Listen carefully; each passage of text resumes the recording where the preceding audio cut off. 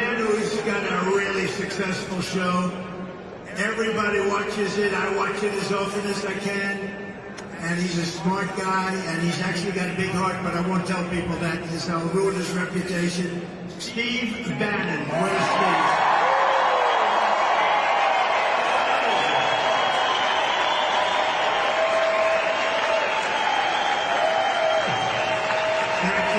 He's great. He's a smart cookie. Another smart cookie, Roger Stone.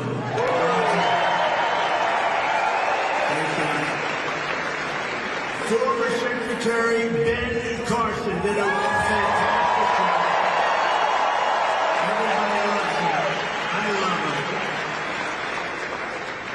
him. And a man who's very popular in these circles and a big star. He's become a bigger and bigger star.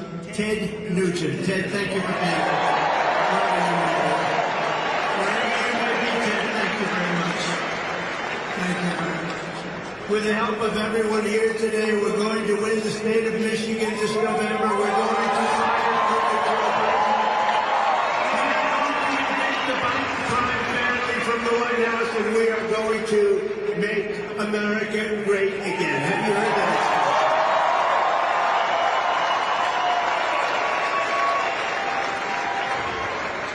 Less than 4 years ago, our border was secure. Inflation was nowhere to be seen. We didn't have inflation. The world was at peace, and America was stronger and more respected than ever before. It was never as respected as it was just 4 years ago. Now, under crooked Joe Biden, the worst president in the history of our country, the world is in flames. Our border is overrun. Inflation is raging. Europe is in chaos. The Middle East is exploding. Iran is emboldened. China is on the march. And the worst, most incompetent person to ever lead this country is dragging us toward World War III. Other than that, I think he's doing a very good job. Do you agree? Other than that, he's doing a fine job. Now, he's the worst. Under Biden, illegal aliens are better off. Terrorists are better off. China is better off. Russia is better off. The cartels are better off. But the American people were far better off under a gentleman named President Donald J. Trump. Thank you very much.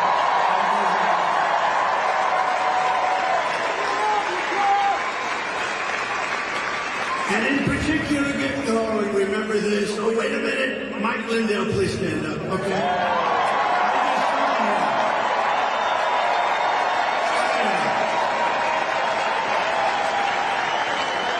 Forget about his pillows.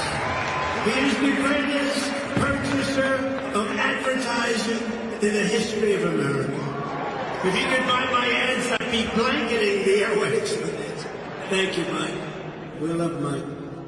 But in particular, Michigan was better off with Trump by a lot. We were doing great. Companies were moving back, and the car companies weren't moving out, and we weren't under a mandate to build all electric cars, which could all be made in China. It's just a question of a few years. For decades before I took office, Joe Biden and his cronies in Washington got rich by selling off Michigan jobs and selling out Detroit. That's what they did. That's why your car business is so far down.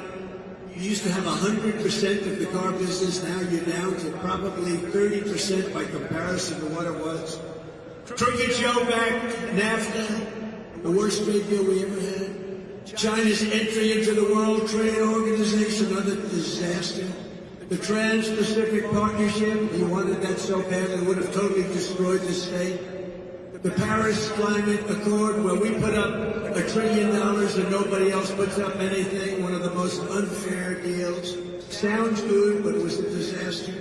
And every other globalist disaster that sucked the life and wealth and blood out of our country, and that's what it was doing. But after decades of Joe Biden putting America last, Michigan finally got a president who put America first. That's what happened.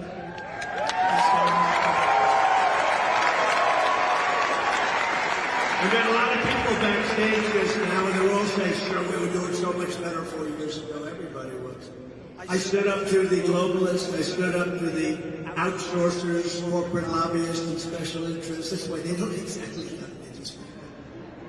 And I live by the motto, promises made, promises promises kept. I kept all my promises. Kept them all.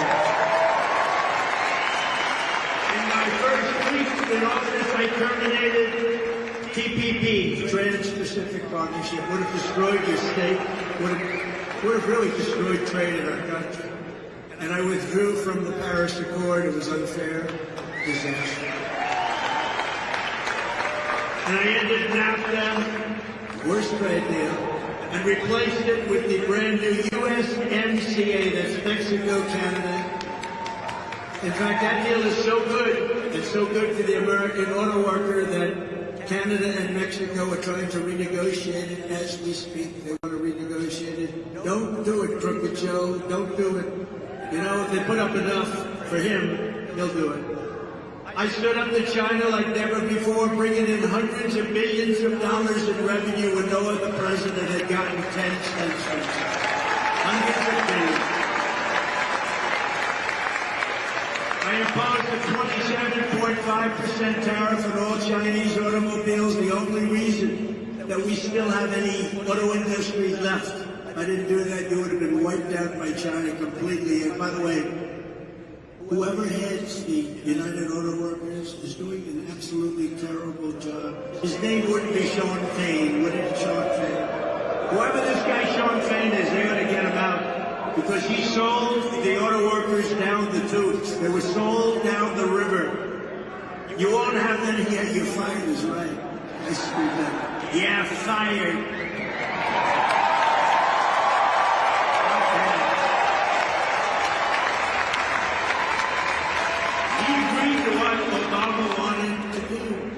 Under my leadership, we created 500,000 manufacturing jobs in 3 short years. Remember Biden and Obama would go around saying, we can't manufacture here anymore. That's because we had stupid people leading our country. We lifted up all Americans, black, brown, white, and everybody else. Everyone was doing better. Everybody was doing great. But now, Crooked Joe is doing a hit job on Michigan manufacturing, you know, Detroit, the likes of which I have never seen before. You know, I got the Man of the Year in Michigan years ago, long before politics, like 12, 13 years ago. And I said, I came up and I thought the speech was good. It turned out to be very controversial. I said, why are you allowing them to steal your jobs? Why are you doing it? They're coming in these countries and they're taking all your jobs. And right now, Mexico is building the biggest car plants anywhere in the world, and they want to sell the cars back into the United States. They're stealing your jobs. Who would allow that to happen? And you know who owns the car plants being built in Mexico? China!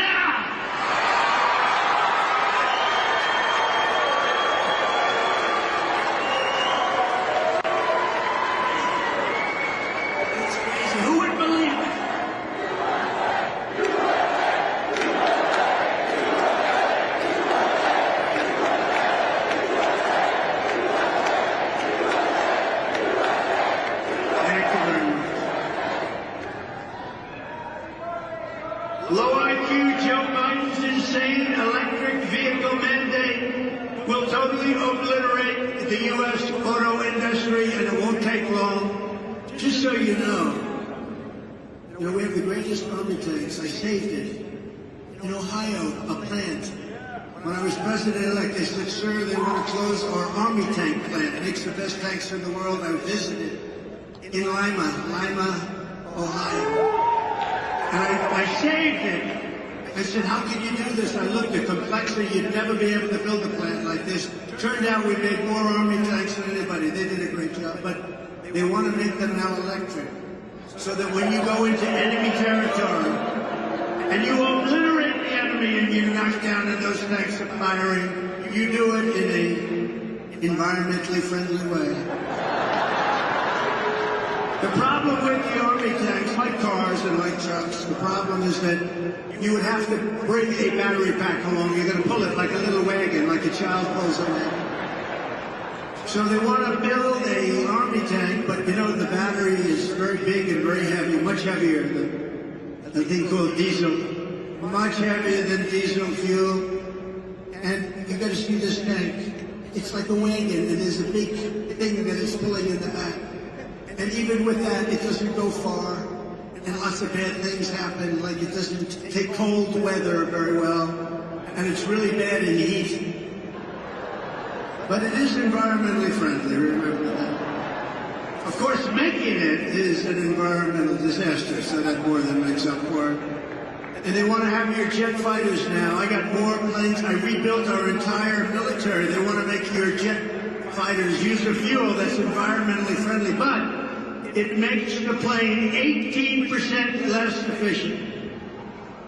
So that's the difference between, in a fight with the enemy, winning and losing, a minor difference.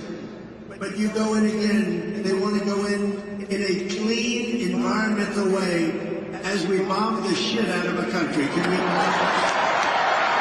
Who are the people that are destroying? Who are the people that are destroying our country?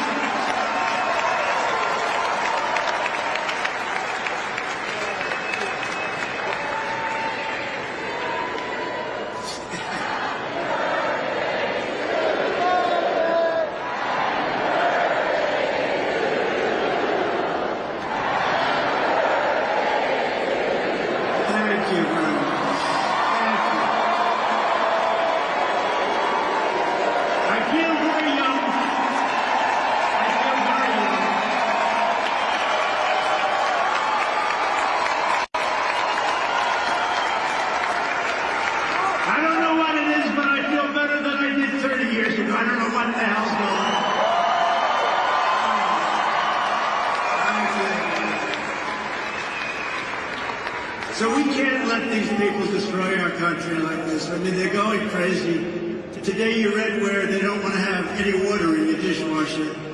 So your dishwasher won't work. And they think that's good. So what you do is you keep having it go on and on and on. The electric bill is 10 times more than the water. And these are areas that have so much water they don't know what to do with it. They're flooding. They're floodplains. They have so much water in many cases. No, we can't do that. You know, I ended that. I went to, in Ohio, a great company was going out of business because of dishwashers. They wouldn't give the water. You couldn't sell the product. And South Korea and China were dumping dishwashers in here for half the cost. They weren't as good. Whirlpool, but half the cost. They weren't as good. And I went and I saved it. I put a 50% and 100% tariff on all of these dumped machines. And I saved that company. And then I said to the head of the company, who was great actually, called me, said, we don't know what to do. You can't, I mean, they're dumping this stuff. They can't be, you know, they're losing a fortune. But it didn't matter because their governments were paying for it. She said, I don't know what to do. I said, okay, so I solved the one problem. They're not dumping. What's your next problem? They don't allow us to use water. We need more water. You can't wash dishes unless you have a certain amount of water. I said, how much do you need? We need just a little bit more. I said, I'll give you a lot more. I gave them a lot more. Now they want to end it again. You ever go into a new home where you have a shower where the water doesn't come out of the shower head? They put a restrictor on. I took all the restrictors off. I took that off.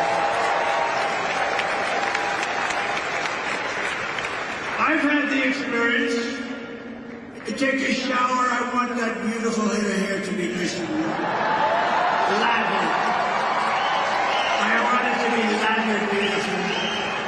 And I get this best stuff you can buy, and I dump it all over. And then I turn on the water, and the damn water drips out, picks me. I can't get this stuff out of my hair. It's a horrible thing. No, it's terrible. Oh, you turn on the sink and the faucet. You turn it in no water, practically no water. So you leave your hands under there, you're trying to get the water. Well, I revoked all of that stuff, and they just put it back on. Isn't it terrible? And these are areas that have a lot of water where they don't know what to do with it. It goes out to sea. And we'll turn it back on the first day. We're going to do a lot of things on the first day. We're going to take care of a lot of problems. First day in office, we're going to close up the border. First day in office, we're going to drill, baby, drill.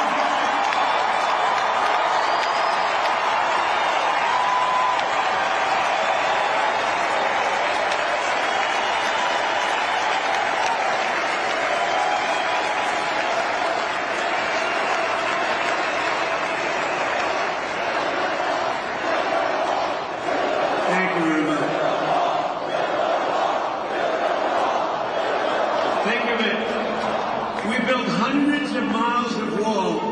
It was so great. Mexico is not thrilled. I went to Mexico. I said, you got to take back the people you sent in. They said, no. I said, in fact, you have to do more than that. You sent so many people. You have to give us 28,000 soldiers. They said, no. Why would we do that?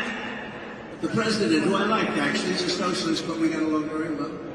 I got along good with all of them, but that didn't mean they loved my policy. My policy was brutal. I mean, think of it. China never paid us 10 cents, I told you. Now they pay us hundreds of billions, you think? And I like President Xi, but you think he really likes me too much? In fact, Biden's having a hard time taking off the tariffs because there's so much money coming in, he doesn't know what to do. But he'll do what his communists tell him to do. But think of it, so Mexico said, no, we're not going to give you 28,000. I said, yes, you will, 100%. They said, we're not going to give you. Why would we do that? They laughed at me. They thought, what kind of a person is this who would ask for such a stupid request? I said, no, you're going to give it 100%. And I had it out a little bit with the president. I said, listen, you and I are friends. Just send me a negotiator, please. And they said to me, and you've heard this, I told it a couple of times, a handsome man from Mexico, tall, dark, and handsome. He was wearing the most beautiful suit I've ever seen. And I wanted to ask him, who is your tailor? But I said, that's not a good way to start a negotiation. So I figured I wouldn't do that. I'd skip on his tailor. But I said, listen, we want to give, and I said to the Secretary of State, and I said to people that work in the State Department, give me a best of list, 10 best of. I want your best of, the 10 things that you want. And they wrote 10 things down, and a woman from the State Department, a very nice woman but a lousy negotiator, she said, sir, we've been asking for these things for 25 years, you'll never get them. I said, 100% I'll get them. She said, you won't, sir. I said, just sit back and watch. So this gentleman came in with a beautiful suit, handsome guy. And I said, Joe, I want 28,000 soldiers. I want a thing called Remain in Mexico, meaning everybody has to remain in Mexico. They can't come into our country until they're vetted and checked, which was very few people came in. We had the best border in history. Now we have the worst border in the history of the world, but he said, I want 28,000. I want Remain in Mexico. Nobody comes in until they're vetted and checked. I want catch and release. You know catch and releases? We catch and release, and then we release the people into our country. We say come back in 5 years for a court case, but nobody ever comes back, except for the really stupid ones. Nobody ever comes back. And 7 other things that were worse. And I put the list before him, and he laughed at me. He laughed at me like I was a fool. He laughed at me. I said, do you think I'm a fool? No, sir, but these are foolish things you're asking for. He said, you're going to do it. No, I'm not. I said, you're going to do it 100%. You're sitting there, right? You're going to do it. And now he starts to get a little bit strange because he's saying, why does this guy have such confidence in this? And I said, you're going to do it? He goes, no way. And I said, way. And I told him. I said, here's what's happening. If you don't do it, I have before me a document right here. It's right here. And I said, you don't do it, I'm signing this document. This was a Friday afternoon. I said, on Monday morning at 7 o'clock, we're putting on 25% tariffs on everything that comes in from Mexico, including all the cars that we stole from America, all those new manufactured Mexican cars that come in by the tens of thousands. And then you have 1 month, and it goes to 50%, then it goes to 75%, then it goes to 100%, and I think I'll stop at 100%. And that's many times more than the cost of 28,000 soldiers. And he said, sir, he couldn't breathe. I said, are you okay, that beautiful suit? His suit was getting very damp. I said, are you okay? He goes, oh, and by the way, I had a great word that I was going to use, but it's a curse word. And I was told by a great evangelical preacher just this week, sir, you tell the greatest stories, the greatest everything, but sir, please don't use foul language. And I said, sometimes you need foul language to tell a great story. Because there's no words like this. He said, sir, you don't. So I was going to use a really terrible word, but it's over in an instant. But the truth is, I think it does look worse. Look at all the media back there. I think it does look worse on television than it sounds in real. So did you notice I had a blank space right there? I said, here's what you do. You go and tell me. He said, sir, may I take 5 minutes? I'd like to make a phone call back to Mexico. I said, absolutely. Say hello to the president, please. That's who you're calling, right? Yes, sir. How do you know?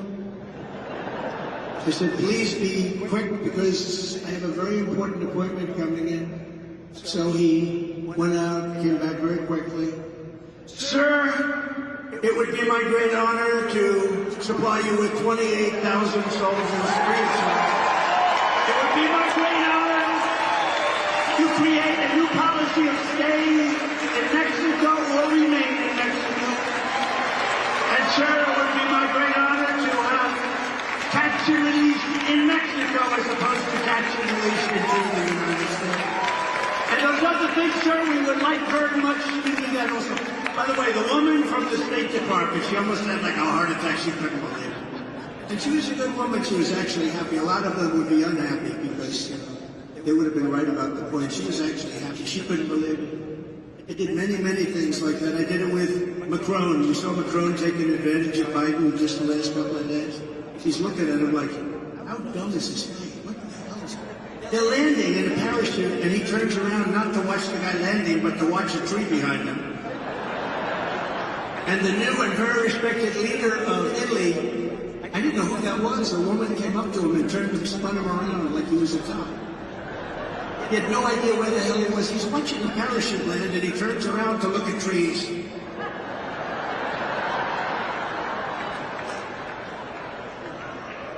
And I don't like to imitate anyone because the fake news is always putting it on. My wife, I told the story yesterday. I imitate him.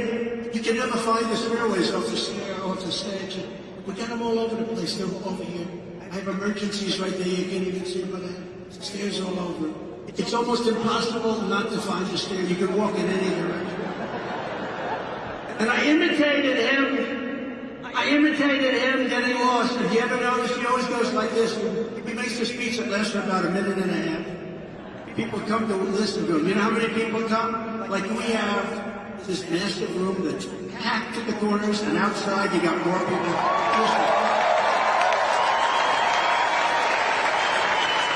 You can't fill up the 8 circles. And I said, by the way, the 8 circles were meant for COVID. They're meant for COVID, you don't have to use them, but they use them as an excuse because nobody comes. So he's up, and he's before a tiny little crowd, 30, 40, 50 people. And the speech lasts for like a minute, and then he's looking for the exit, and he goes like this.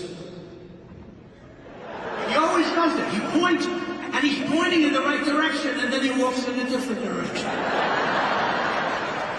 And I said to our great First Lady, I called her, and we had a big crowd that evening.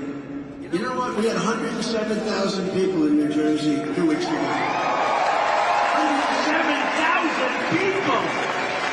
Matt Gaetz was there.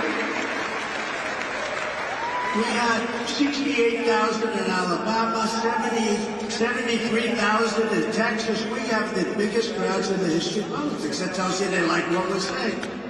I called our First Lady. They said, how good was that speech?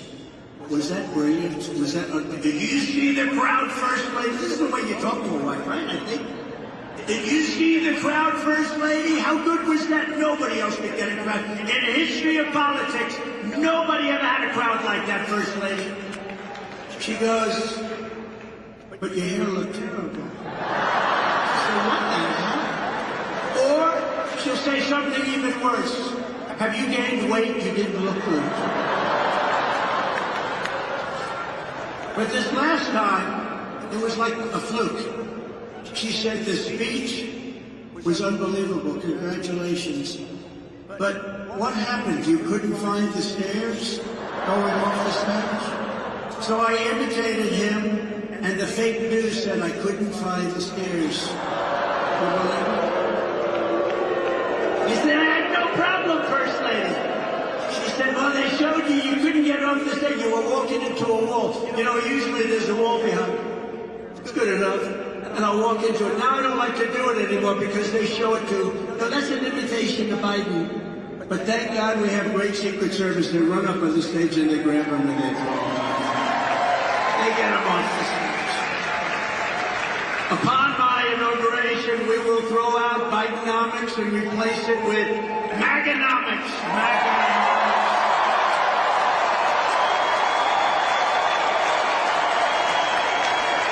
And in less than 4 years, Cookie Joe's inflation nightmare and energy price hikes, the likes of which we've never seen before, they've cost the typical American household $28,000. The monthly cost of a typical mortgage has doubled and tripled even. We had it at $2. Think of this, we were at 2.3%. And he said probably 10%, but you can't get money. The numbers are crazy, the food numbers, the energy numbers. Yet Joe Biden has no plan. He's got absolutely no plan. He doesn't even know what the word inflation means. I don't think if you gave him a quiz, I think he should take a cognitive test like I did. I took a cognitive test and I aced it. Doc Ronnie Johnson, does everyone know Ronnie Johnson, congressman from Texas? He was the White House doctor. And he said I was the healthiest president he feels in history, so I liked him very much immediately. In fact, he said if I didn't eat junk food, I would live to 200. That's what I said. But I said, Ronnie, should I take a test? He said, well, you know, it's Walter Reed. It's sort of a public hospital. If you don't do well, they're going to find out about it. I said, well, you know, like I'm a smart person. How tough is it? He said, it gets very tough as you get to the middle of it. And I did something that he's never seen done. I aced it. I got every question right.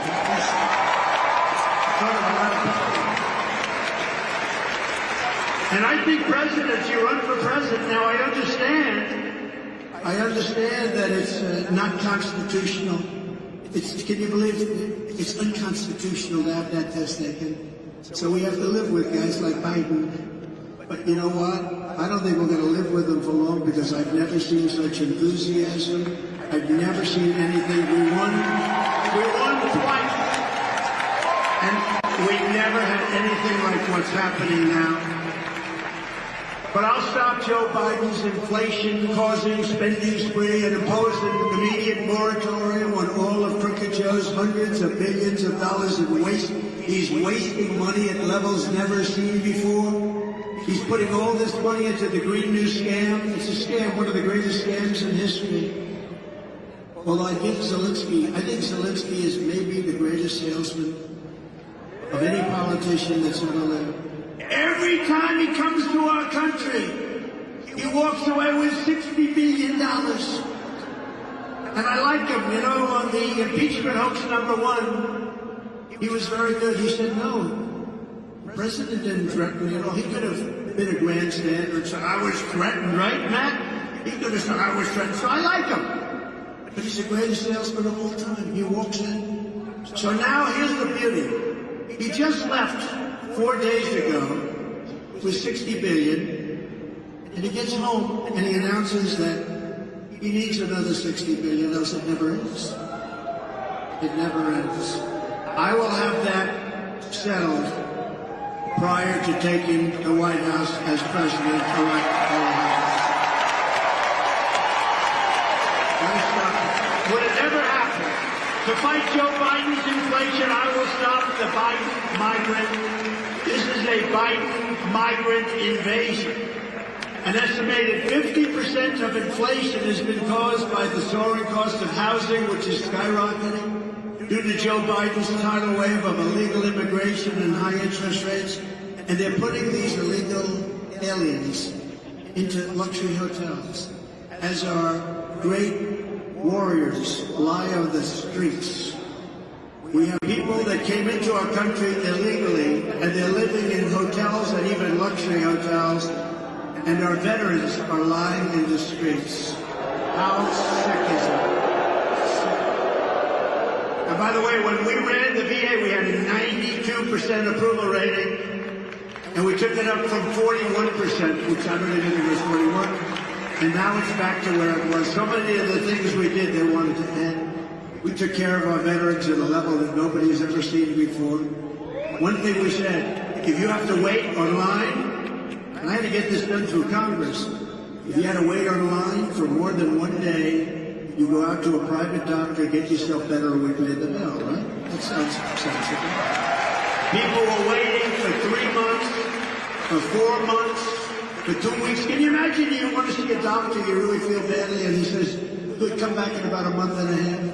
People were becoming terminally ill that would have had a minor, they would have gotten a shot, or they would have taken a pill, they were becoming terminally ill.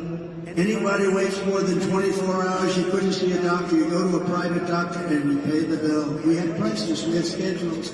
The other thing we did is we had civil service, 9,000 people that were crooks and thugs and sadists, a lot of sadists. They enjoyed beating up our wounded warriors in less than prime time. You know, in prime time, they would have gotten the hell beat out of them, but our people were in bad shape, and they would beat them up. We had sadists. Can you believe this is a country, but it's the way it is? 9,000. I got the approval. We fired 9,000 people and replaced them with good, loving people. And we had the highest approval rating in the history of the VA. But what makes you sick is to see what's happened with our soldiers, and you see the way others are being treated. How about they're given a cell phone? They're given all sorts of insurance. They're given hospitalization. And what it does is that people want to come into the country. Gavin Newsom, the governor of the great Gavin Newsom. Well, Gavin Newsom said, Come into the United States. We will provide you with hospitalization. We will provide you with education. They're actually taking the chairs of our students, sitting there with a language that we've never even heard about. You know, there are languages that we have nobody in our country that can even speak. There are a lot of languages out there. Now, he's destroyed California. If you listen to him on Sean Hannity, I listened to him, and he talks like California. People are leaving California. I hate to say that because I have property in California. Maybe I'm hurting the value of my property, but I have to.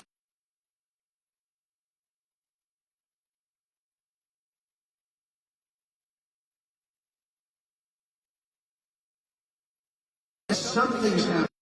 I do believe, because I can't believe that this gentleman is going to be allowed to run for office. And if he is, we have to have the greatest victory. We're going to take back our country. We're not going to let this happen to our country. We're not going to let it happen. Think of this. A week ago, I woke up and I heard that Russia has nuclear-powered submarines in Cuba, that's 60 miles off the coast of Florida. And they have what you call destroyers, very destructive ships, actually, missile-carrying ships, numerous of them in Cuba. Now, that's a total lack of respect. And because the fake news is so fake, they don't want to report it. Because when you think about how bad that is, Putin would never have done that with me. He never would have gone into Ukraine with me. He just wouldn't have done it. And of course, when the oil price hit almost $100 a barrel, that gave him the right to do it also. He's the only one who made money prosecuting a war. But all of those things would have happened. You would have never had October 7th in Israel. You would have never had that. There was no attack because Iran was broke. When Trump was president, Iran was broke. I told China you can't buy. I told other countries you can't buy the oil. Iran was broke. They were ready to make a deal. We would have made a deal. We would have been very fair. We would have made a deal. And now Iran is rich as hell. They have $250 billion, which they made over the last 3.5 years. They're a rich country now. It's unbelievable. They could have made a deal. We could have had a deal. If that election wasn't rigged and stolen, we would have had a deal with Iran the first week after the election. Instead, they have a very hostile country that wants nuclear weapons. You can't let that happen. We just gave $6 billion to Iran for 5 hostages. You saw that? $6 billion. $6 billion. And once you do that, then all of a sudden lots of other people are going to go missing because it's crazy. Think of it. $6 billion for 5 people. It's unbelievable. We will make the Trump tax cuts permanent and cut taxes even more for working families and small businesses. You know, it's interesting. We cut taxes, the biggest tax cuts in history, bigger than Reagan. Because Reagan had been taxed, we had bigger than Reagan. So the rates were cut way down, for business down to 21% from, I mean, including state and city and everything. Many companies are paying much more than 50. So they were cut way down, 21%. In fact, I'd like to bring them down further for the middle class, bring them down even more. They're going to let them expire, and they're going to give you the biggest tax increase you've ever had, ever, by 4 times. But the amazing thing is we cut the rates way down, and we took in more money than we ever took out before. So with a lower rate, the incentive was so great. People were doing things, businesses were thriving. So with a much lower rate, we took in more revenue than we ever took in before. It's an amazing number, right? Who would think? As part of those tax cuts, I have announced that I will eliminate taxes on tips for restaurant workers and hospitality workers and anyone else relying on tips. No more taxes on tips. No taxes on tips. None. None.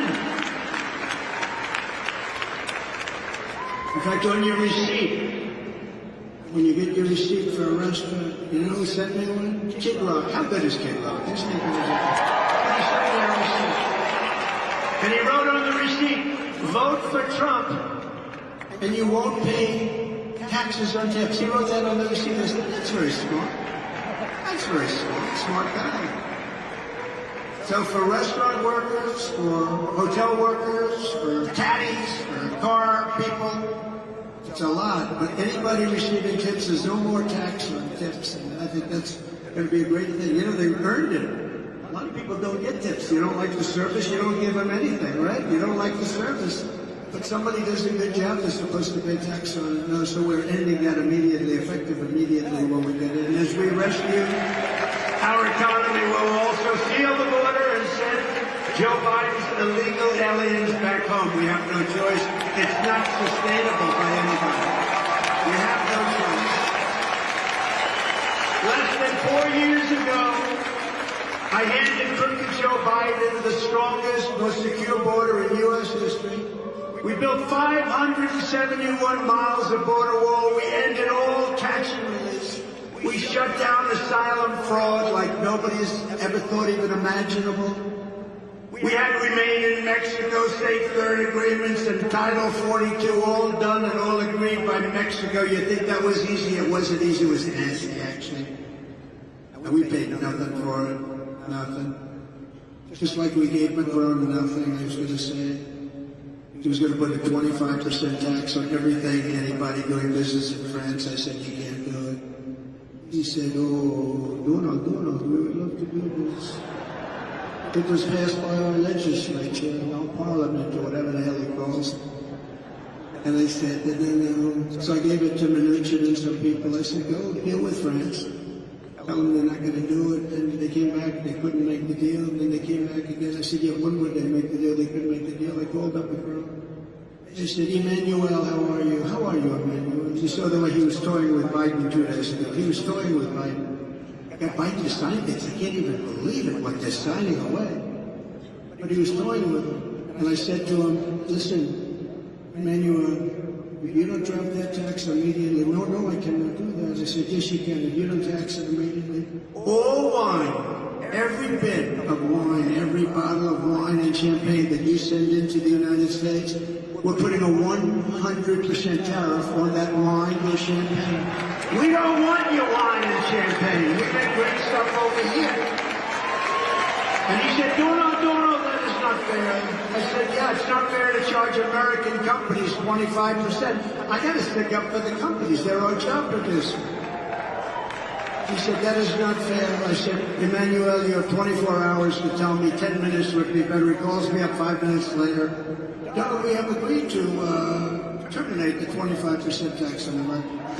I do things like this. You have no idea how many deals you could make on a phone. I don't even have to spend. How about Mrs. Biden and Joe Biden? They're back and forth like it's a taxi cab from Europe. They come back. Let's go to the trial for a day. Back, forth.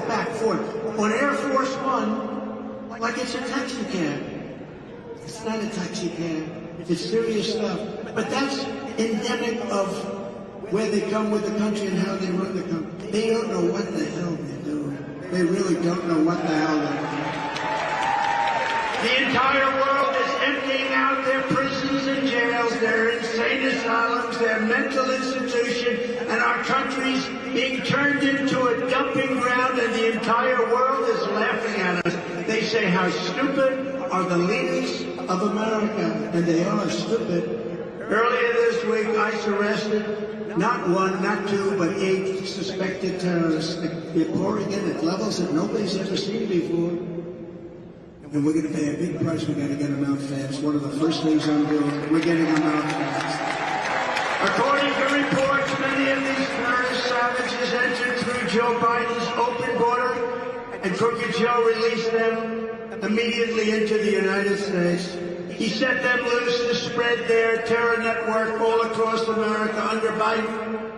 There has been this is, by the way, Border Patrol. This isn't me. Somebody will say, oh, that's Trump. This is Border Patrol. There has been a 3,000% increase in the number of people in the terror watch list crossing the southern border. 3,000%. 3,000%. The choice for every voter this November is clear. You can have a president who lets thousands of radical Islamic terrorists into our country, or you can have a president who throws radical Islamic terrorists the hell out of our country and gets them out fast.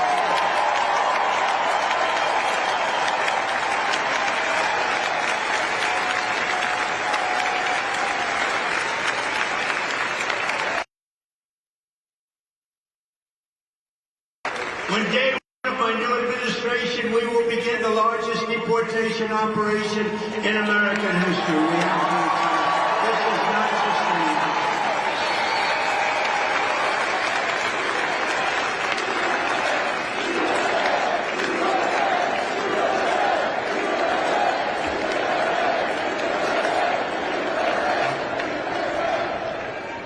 And it doesn't make me happy to say that either. And you know what's going to happen. We'll get 10 terrorists, and then one woman with 2 children that are beautiful children, and that'll be the front page of every newspaper. It's never an easy thing to do, but we have no choice. Dwight Eisenhower, which people don't think of him in these terms, had the largest deportation ever by far in the history of our country. Because he said, they're destroying our country, we can't let this happen. That was Dwight D. Eisenhower, president, a much stronger president than people give him credit for. But we're going to have no question, we're going to have no problem. You know, they wouldn't take, as you know, we have MS-13, the worst killers of any gang anywhere in the world, and they were pouring into our country, and they said, we want to get them out. I said, I want to bring them back to their country, because you don't want to put them in our jails. It's so expensive and everything. They killed 2 girls on Long Island. They sliced them up with a knife. They didn't want to use a gun.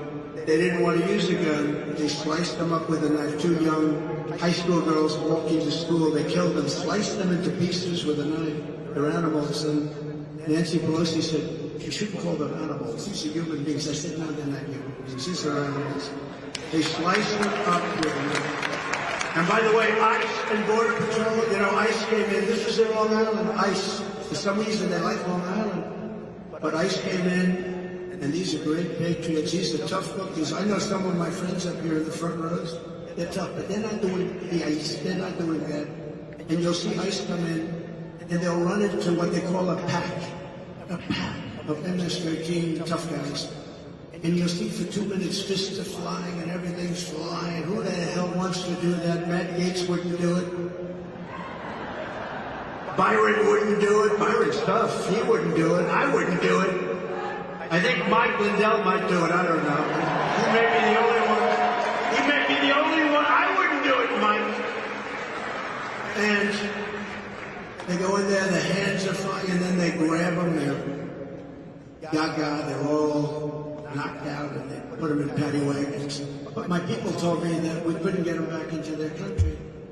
So Guatemala, Honduras, El Salvador, they come from countries just beyond Mexico. Some come from Mexico, actually. But the countries won't take them back. They clogged up the runway so that a plane can't land. They blocked all the roads so the buses couldn't get in.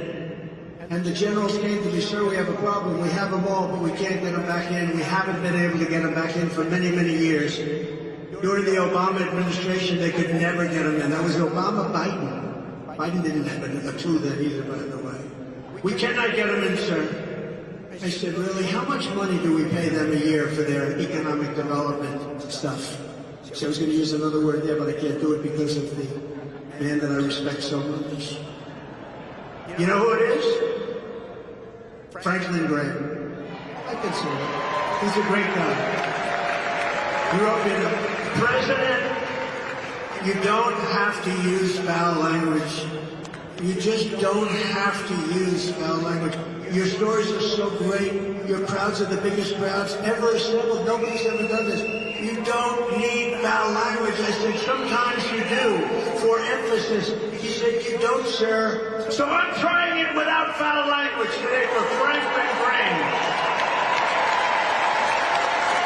And I say that these stories lose 10.2% effectiveness. But I do it for Franklin Graham because he's a great guy, and those are great people. They're great people, what they do. The pastors, the preachers, the rabbis. A lot of great people. We have a lot of great people, so I'm doing that. I said, you know, maybe he's right, but think of it. So they bring these people out, and they can't get them back into their country. So I said, all the presidents of those three countries, inform them immediately. They get $750 million from the stupid United States. Inform them that we're not paying them any longer because they didn't fulfill all of the obligations under the agreement. Namely, they're sending a lot of, you know, they send them because they don't want them in their country because they're smart. And you know what? If it was me running those countries, I would have done it faster than them. Why wouldn't you do it? I would have cleaned out the prisons. They've only gone down 50, 60, 70%. Venezuela. Crime is down 72% because they've taken all of their criminals, most of them, and they've sent them in to have the rest of them in within a year. I would have done it much faster if I were them. I would have done it much faster. I said, tell these countries that we're no longer paying them $750 million. And they did. And the next morning I get to the office early, 7:30. I get 3 calls separately but simultaneously. Mr. President, may we speak to you? I would like to speak to you. I don't understand. There must be some miscommunication. You stop payment on all of the money you send us. But I asked why. Because you're not taking your criminals that you send to us. They send them. By the way, they send them. You're not taking them back. Oh, sir, we would be delighted to take them back. It would be our great honor to take back 400 MS-13 Savages. Would be our great honor. Sir, please send them back. We would love to. We can fly them in with those airplanes. For years they weren't able to do it. You know that case? They weren't able to get it. I said, we're not going to pay them anymore. As soon as I said that, they all called. At the same time, I spoke to them separately. It was like the same conversation. We would be delighted to take them back. And that was the end of that. We sent down thousands and thousands of MS-13 back to their country. But it's out of control now because whatever we send back, they're coming back in at levels that nobody's ever seen. I won in 2016 because of the border. We had a really bad border, but that border was nothing compared to what you have now. That border was peanuts. It was nothing. It's no wonder Joe Biden and his thugs are so desperate to stop us. They know that we are the only ones who can stop them, and they know it. And it was just announced that they withdrew their lawsuit. The laptop from hell lawsuit, huh? The fake. Remember where they said it was Russian disinformation? It wasn't.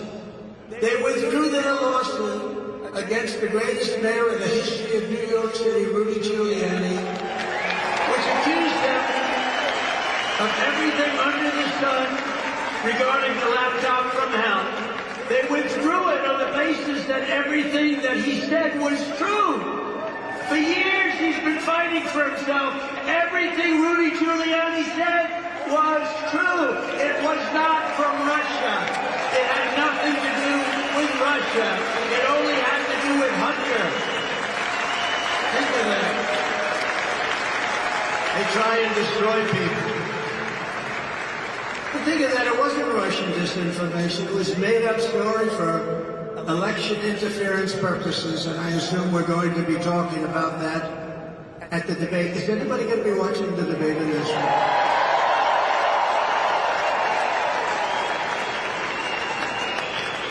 You know, they gave me an offer that I couldn't accept. They said it's fake tapper is the moderator. They said it's a sit down. It's a very sterile room. Nobody in. Nobody allowed in. Nobody allowed, not even your family. Nobody allowed in. There'll be no audience whatsoever. And they turn off your mics when you finish speaking. They're trying to make this very exciting, right? They turn off your mics so that you can't talk while the other man is talking, but maybe that's a good thing. Maybe that's positive. Let him talk. But, so they assumed that I would say no. Because, you know, you got CNN, fake news, which, their camera just went off. Look, their cameras. The light just went off. The CNN.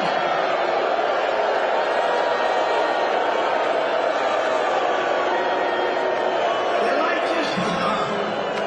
I watch their light all the time. If I mention anything about voter fraud, they turn their light off because they know it's true. It's unbelievable. No, their light just went off. I can't believe I got about a minute and a half. That cameraman is toast. He's going to be fired immediately. But they gave me, it's like the mob. They gave me an offer I couldn't accept. I said, I accept. Because we want to get him to debate. Because here's what happened. They made an offer that was so ridiculous. And they knew I was going to say no. And then they could go and they say, Biden wanted to debate, but Trump refused to debate, right? But Trump refused to debate, he wouldn't do it. But I said yes, and now they don't know what the hell they're doing.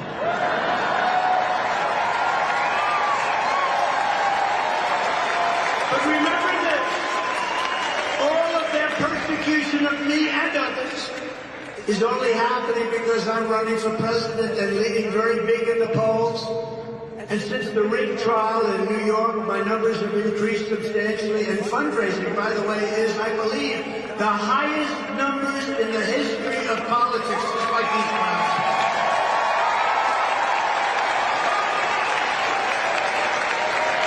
Because you know what? The people of our country know, they know it, they're watching it, they see it's fake, it's rigged. There was no crime.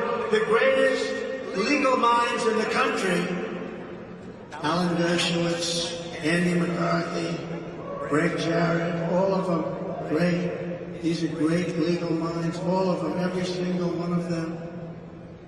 Greg Jarrett wrote the most beautiful report. Every single one of these legal minds, I have 15 of them. Not one of them.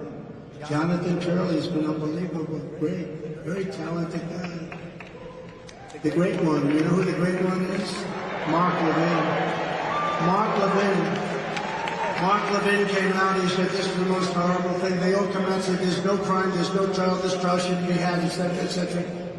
And then I couldn't defend myself because I got a gag order. This is the first time in history a president, a former president, and now the guy that beat all the Republicans in a record fashion, faster than anybody has ever done it. And now the candidate, Republican candidate, big deal, Republican candidate, it's big stuff. The President of the United States has a gag order where I'm not allowed to speak because the judge doesn't want the truth to come out. And he knows I'm the one that want to talk. They listen, people have listened. And that's why the polls went higher. I'm the only one in history who who got indicted and my numbers went up. I'm the only one in history who got impeached and my numbers went up. There's never been another candidate in history. When you get indicted or you get impeached, the following events take place. You call for a microphone immediately. Please set up a microphone. Could you do it like quickly? Yes. He then gets to the microphone. He goes, ladies and gentlemen, it's been a great honor to serve you. But I will be leaving office. I have to be careful because they'll put this on his dogs. So I have to intersperse it with statements like, this is just sarcasm. But they get up to a microphone and they say, I'll be leaving office now. I will fight for my name and reputation. And I will bond and get closer to my family. And you never hear from the poor guy again. That's the end of him, right, Mike? That's the end of it. I've seen it about 200 times. I'm the only one that told the truth. I'm the only one that explained it. And I didn't have to because the people knew it. And they know me so well. They know me so well. They get it. I got indicted more than the legendary Alphonse Capone. Has anyone heard of Alphonse Capone? Scarface. He was so mean that if he had dinner with a person and if he didn't like him, he would kill the person. They would never find him again. Like Mike Lindell, he wouldn't like Mike. You know why? He'd say, those ads, they are driving me crazy. Let's get rid of this guy. He couldn't stand those ads. Al Capone would take Mike out in 2 minutes. Mike's beautiful new wife would say, what the hell happened to my husband? You'd never be found. He'd be buried under the World Trade Center. But think of it, Alphonse Capone, Scarface, he was the meanest of them all. He had a story that went from here to here. Scarface, the meanest, the toughest. I got indicted more than he did, and I didn't do anything wrong.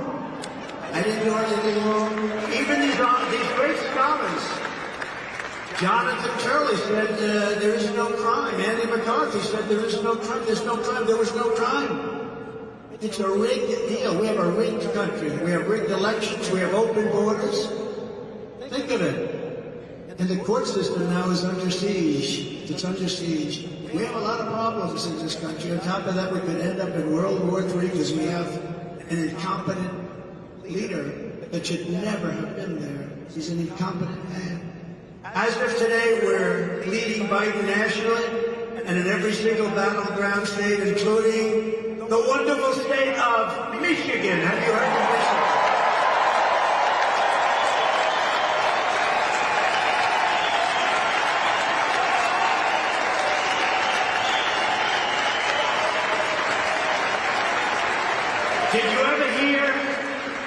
Did you ever hear Biden get up and give the wrong statement? If that ever happened to me, it would be the end of my political career. I always be very careful, like the wonderful state of Michigan, supposedly, so he's in Florida. And he goes, it's great to be with the people of Iowa. Oh, yeah. The palm trees are all over. Iowa's got north. I mean, you got Idaho and Iowa mixed up, and that you can sort of understand. Of course, potatoes are different than corn. But that, Idaho, it's great to be in Idaho. I'm sure you're in Iowa. You got New Hampshire mixed up with Massachusetts. But maybe you can understand, he thought he was, you thought he was across the line. But can you imagine if I did that? So when I say, it's great to be in the wonderful state of, and I always think, I say, I gotta get this sucker right. I'm thinking about it. Long before I make the statement, I'm thinking about, you sure this is Michigan? You sure? Now the fake news will report today, Donald Trump wasn't sure that he was in Michigan. And only the people in this room will understand how dishonest they are. The radical left Democrats rigged the presidential election in 2020, and we're not going to allow them to rig the presidential election in 2024.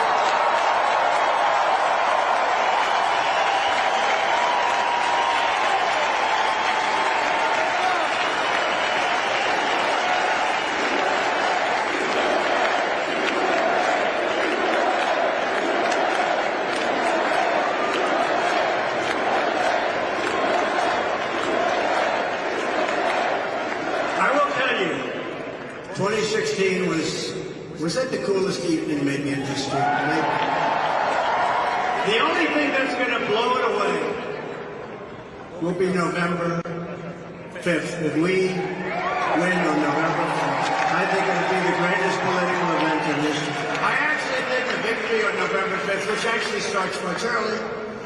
Remember, Pennsylvania, September 22nd. North Carolina, September 6th. They start earlier. You know, it's sad when you have to go months early. It's crazy. What are they doing with all these votes? What are they doing? But Michael Watley's doing a fantastic job, along with Lara, doing a fantastic job at the RNC. He said, we don't need votes. And Charlie Kirk is helping. He's got his army of young people. These are young patriots. These are young patriots. They don't want us to be happy. What's been happening in our country? Thank you, Charlie.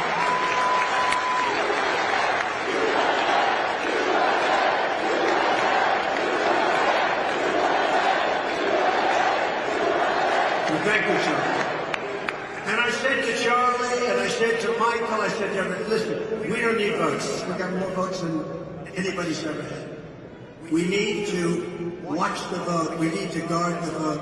We need to stop the steal. We don't need votes. We have to stop. Focus, don't worry about votes. We got all the votes. I was in Florida yesterday. Every house has a Trump sign. Trump, Trump, Trump, Trump. We have to guard the vote. When that vote comes in, from the moment they say they're going to sign, you know, these mail-in ballots are treacherous. They're treacherous. These boxes, these lock boxes are horrible, horrible. And we'll change it, but we have to win the election in order to change it. What they do, they have these boxes all over the place. People are walking up. Who the hell knows what they're doing? It's a horrible thing to watch. It's a horrible thing to watch. You know, when you have a real election and you walk in and they look at you and they check your photograph and they do this, you can't do much. But we have, like in the state of California, they send out 38 million ballots. Who the hell knows where they're going? They do. They go to a lot of Democrat neighborhoods. And you're told we can't win. I go to California, we have 100,000 people show up. I said, why are we losing California? Why would we lose it? It's so corrupt, the whole election process. And what we want to do is we ultimately want to go to paper ballots, voter ID, one-day voting. We want to make sure you're a citizen of this country. Every time the radical left Democrats, Marxists, communists, and fascists indict me, I consider it a great badge of honor, because I'm being indicted for you. Thank you very much.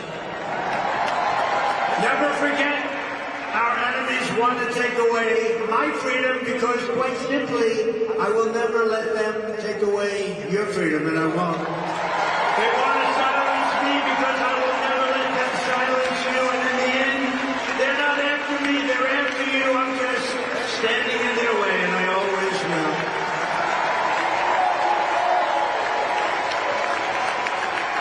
From the very first day that it's we, not me, it's we, that we take back the White House from crooked Joe Biden, I believe we're going to have the 4 greatest years in the history of our country.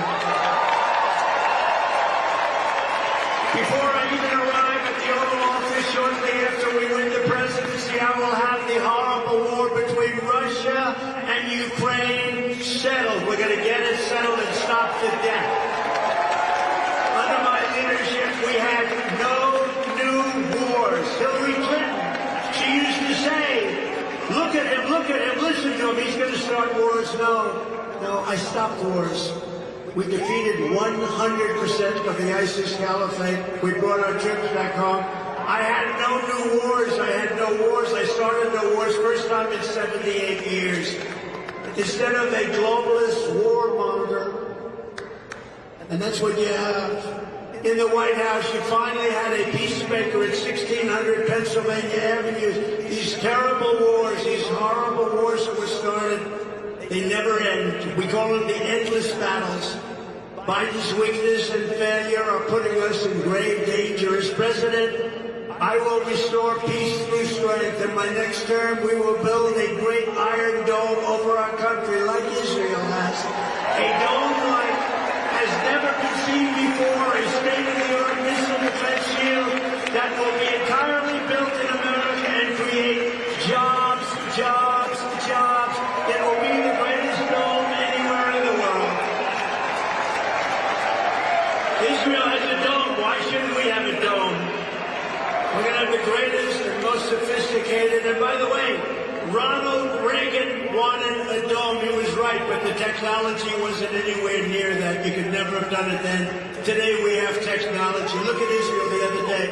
300 missiles shot, and everyone but one was knocked out of the air. 300. To further secure America's future and create opportunity for young people, I will end Joe Biden's war on crypto, and we will ensure that the future of crypto and Bitcoin will be made in America. If we don't do it, China will. If we don't do it, other countries will. I will always protect Medicare and Social Security for our great seniors. And you know, your Social Security and Medicare are under siege because of the people coming over the border. And the people coming over the border, all those millions of people, they're inflicting tremendous harm to our black population and to our Hispanic population. Those people are suffering because their jobs are being taken, their hospitals are being taken, their schools are being taken. They're the ones that suffer most. You know who else suffers? Unions. No union's going to be able to be sustained like this. We will end the weaponization of our government. We will bring back law and order to our country. We will take care of our police officers and our great law enforcement.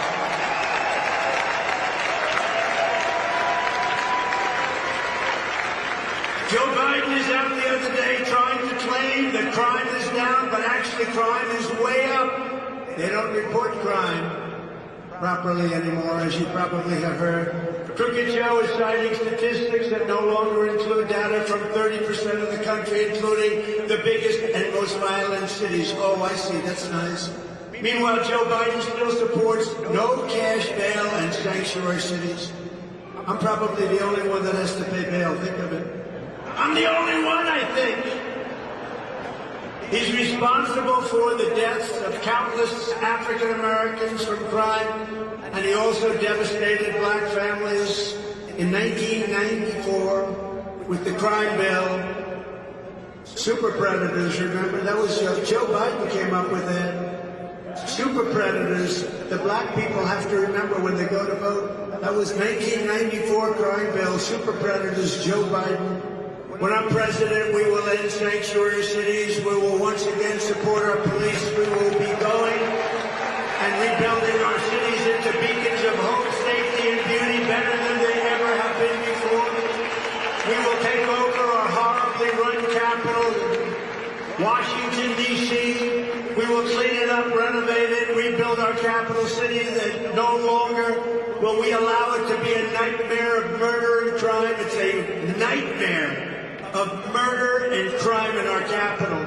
You leave Michigan, you want to go see the Washington Monument, the Jefferson Memorial, you want to see something in Washington, you end up getting killed, you end up getting shot, beat to a pulp. But our capital will become the most beautiful capital anywhere in the world, and it will be safe from crime. We owe that to our country.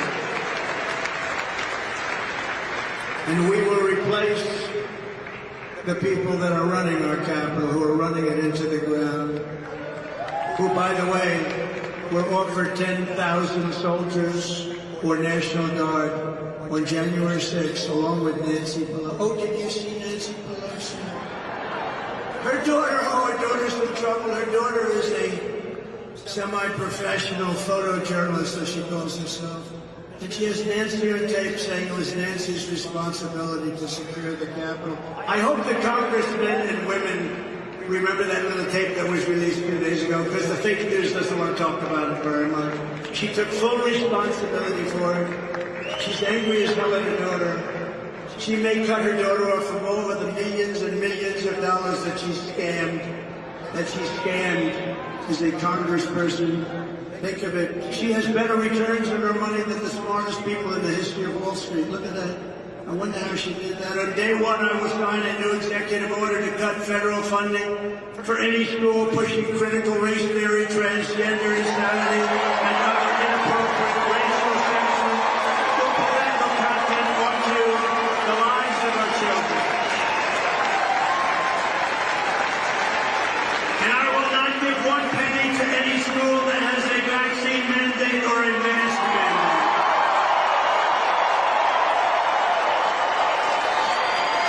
And I will keep men out of women's sports. And I will fully uphold our great Second Amendment, NRA endorsement. Thank you to the NRA. We will protect innocent lives, and we will restore a thing called free speech. It's being taken away from us by these radical thugs.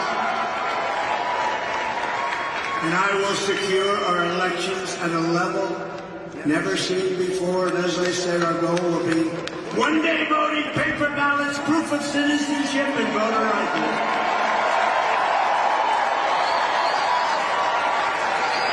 And we have to win.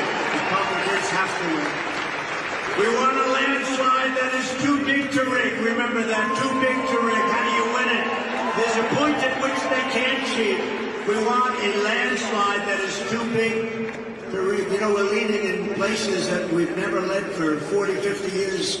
Minnesota, we're leading by 2. We're leading in Virginia. We're leading in a lot of states that were not states that people even think about. No, we want a landslide. Remember that term.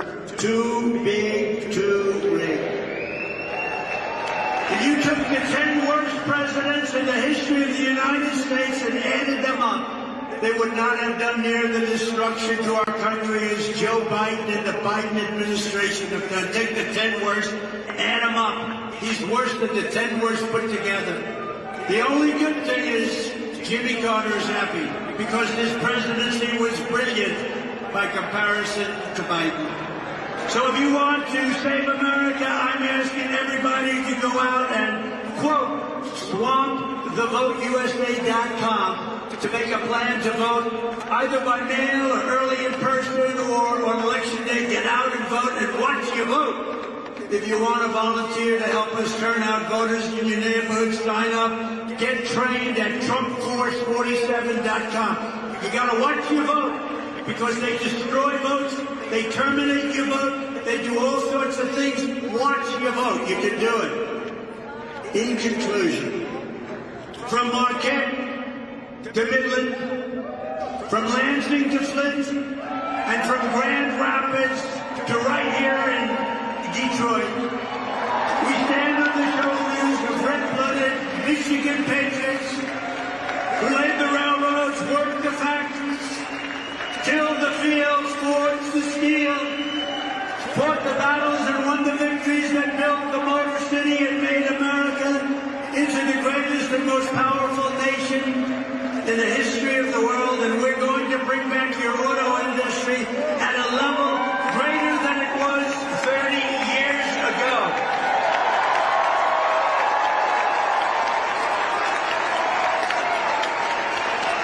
But now we are a nation in serious decline.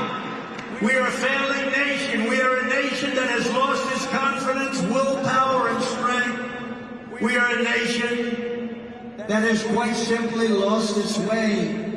But we are not going to allow this horror to continue. Less than 4 years ago, we were a great nation, and we will soon be a great nation again. With the right leadership, every disaster Joe Biden has created can be fixed and can be fixed quickly. Every problem can be solved and every wrong can be rectified, and we will do it all so fast. You will be so proud of your country again. You will walk outside and your chest will be out there. You will be having that beautiful red hat. We have everybody with that beautiful, beautiful red hat that says, "Make America Great Again." We love it. By this time next year, America's borders will be shut, sealed, and secure. And again, people will come into our country, but they'll come in legally. They're going to come in legally.